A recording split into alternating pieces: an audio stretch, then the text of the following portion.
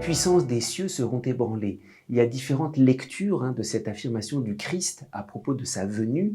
D'abord, les puissances des cieux, ça peut s'entendre des astres de l'univers physique qui seront ébranlés lors de l'apparition du Christ dans la gloire. Mais ça peut aussi s'entendre des autorités, des entités spirituelles qui gouvernent ce monde, qui elles aussi, ce sont les anges, qui se seront ébranlés lors de la venue du Christ et du jugement.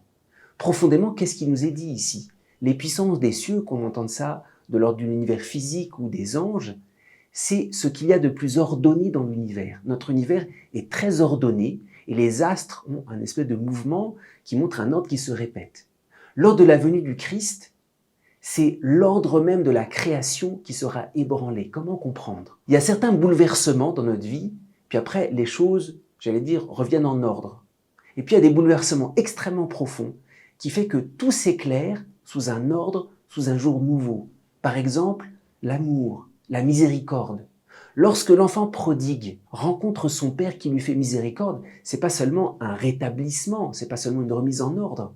C'est que il y a quelque chose qui est totalement nouveau. Tout s'éclaire sous un jour nouveau. La croissance dans l'amour de Dieu et la miséricorde, c'est pas seulement de maintenir ou de rétablir un ordre existant. Plus on avance, et c'est ça la venue du Christ. Il y a quelque chose de la miséricorde de Jésus, de sa présence au milieu de nous, qui va tout ébranler et qui va élargir notre regard. Ce que n'a pas aimé le fils aîné de la parabole. Il faut que les choses restent dans l'ordre.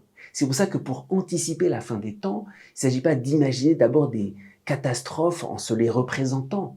C'est un ébranlement que nous expérimentons dès que nous vivons de la miséricorde. Dès que nous vivons de la miséricorde, c'est plus jamais comme avant. On voit les choses sous un jour nouveau. Alors la venue du Christ, c'est enfin la largeur du regard de Dieu où tout va être ébranlé, où tout sera repris à la source. Pas seulement un ordre qui sera prolongé, mais tout sera repris à la source du cœur du Christ, de sa miséricorde.